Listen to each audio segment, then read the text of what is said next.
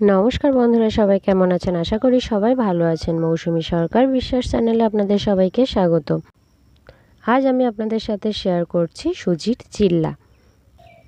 सुजिर चिल्ला এই রেসিপিটা বানানোর জন্য আমি কিন্তু এখানে নিয়ে নিয়েছি এক বাটি সুজি আর নিয়ে নিয়েছি এক বাটি ময়দা আর এখানে দিয়ে দিচ্ছি গাজর। আমি কিন্তু গাজরটাকে গ্রেট করে নিয়েছি। আমি এখানে একটা ছোট সাইজের গাজর দিয়ে দিয়েছি আর দিয়ে দিচ্ছি একটা ছোট সাইজের পেঁয়াজ একটু মোটা মোটা করে আমি চোকো চোকো করে কেটে নিয়েছি। আপনারা নিজেদের পছন্দ মতো কেটে নিতে পারেন। আর এখানে দিয়ে দিয়েছি ছোট একটা টমেটো আর একটা ক্যাপসিকাম। এর মধ্যে কিন্তু আপনারা নিজেদের পছন্দ মতো সবজি অ্যাড করতে পারেন। আপনারা যে কোনো সবজি এখানে অ্যাড করতে পারেন। আপনাদের কাছে যদি বিনস থাকে বা ধনে পাতা বা যে কোনো রকমের সবজি আপনারা অ্যাড করতে পারেন। এবার আমরা এর মধ্যে দিয়ে দিচ্ছি পরিমাণ মতো লবণ। আমি এখানে কিন্তু হাফ চামচেরও কম লবণ দিয়ে নিয়েছি।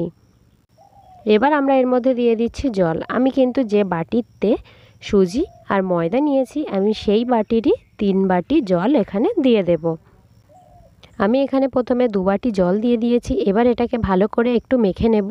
তারপর কিন্তু আমরা আবারও একটু জল ব্যবহার করব। এখানে আমি 2 বাটি কিন্তু ময়দা আর সুজি ব্যবহার করেছি, সেই হিসাবে আমরা কিন্তু এখানে 3 বাটি জল ব্যবহার করব। কারণ সুজিটা কিন্তু একটু ফুলে যাবে। আমরা এটাকে মেখে যেহেতু 5 মিনিটের জন্য ঢেকে রাখবো তখন কিন্তু সুজিটা অনেকটাই ফুলে যাবে। দেখুন আমি কিন্তু এখানে মেখেছি। এবার আবারও দিয়ে দিচ্ছি 1 বাটি জল। জল দিয়ে আবারও এটাকে ভালো করে একটু আমাদের মেখে নিতে হবে। ভিডিওটা ভালো লাগলে লাইক শেয়ার কমেন্ট করতে কিন্তু ভুলবেন না। আপনি যদি আমার চ্যানেলে নতুন হয়ে থাকেন পরবর্তী ভিডিওর নোটিফিকেশান সবার আগে পেতে চ্যানেলটিকে অবশ্যই সাবস্ক্রাইব করে রাখবেন। পাশে থাকা বেল আইকনটি অন করে অল নোটিফিকেশান অন করে রাখবেন। ব্যাটারটা আমার এখানে মাখা হয়ে গেছে। ব্যাটারটা এখন কিন্তু একটু পাতলা লাগছে।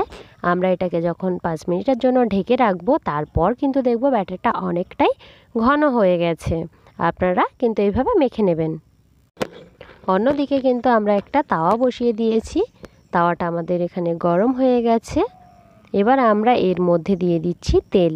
আমি এখানে প্রায় 1 চামচ মতো তেল দিয়ে দিয়েছি। আমি কিন্তু এখানে সাদা তেল ব্যবহার করছি। আপনারা চাইলে কিন্তু ঘিও ব্যবহার করতে পারেন।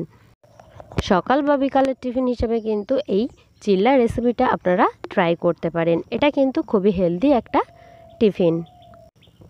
এই রেসিপিটা কিন্তু বাচ্চারাও খেতে খুবই পছন্দ করে। আমি কিন্তু যেহেতু আমার বাচ্চার জন্য বানাচ্ছি তাই আমি এর মধ্যে কোনো লঙ্কা ব্যবহার করিনি।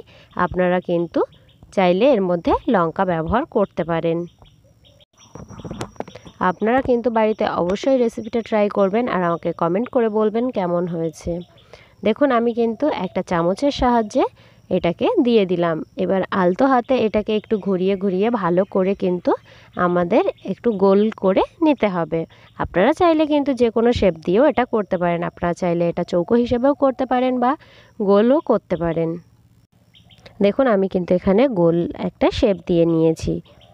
এইভাবে আপনারা কিন্তু একটু সমানভাবে একটু শেপ দিয়ে নেবেন। এবার আমরা এটাকে কিছুক্ষণের জন্য রেখে দেব ঢেকে। দেখবেন ওপর থেকে কিন্তু কালারটা একটু চেঞ্জ হয়ে যাবে।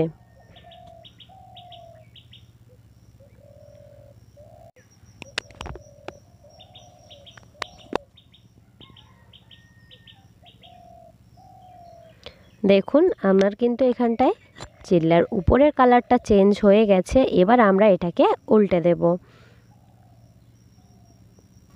এটা কিন্তু খুবই হেলদি একটা ব্রেকফাস্ট। এটা কিন্তু আপনারা ব্রেকফাস্টে বা সন্ধ্যাবেলায় টিফিন হিসেবেও কিন্তু খেতে পারেন।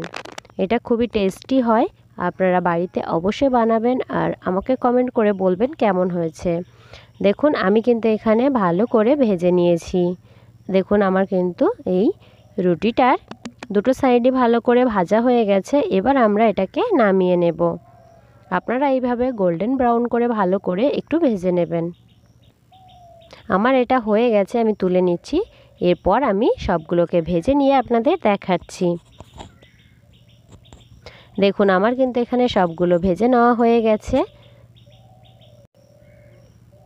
আপনারা কিন্তু বাড়িতে অবশ্যই ট্রাই করবেন এই রেসিপি আর আমাকে কমেন্ট করে বলবেন কেমন হয়েছে। সবাই খুব ভালো থাকবেন। আবারও চলে আসবো আপনাদের সাথে নতুন আরেকটা রেসিপি নিয়ে।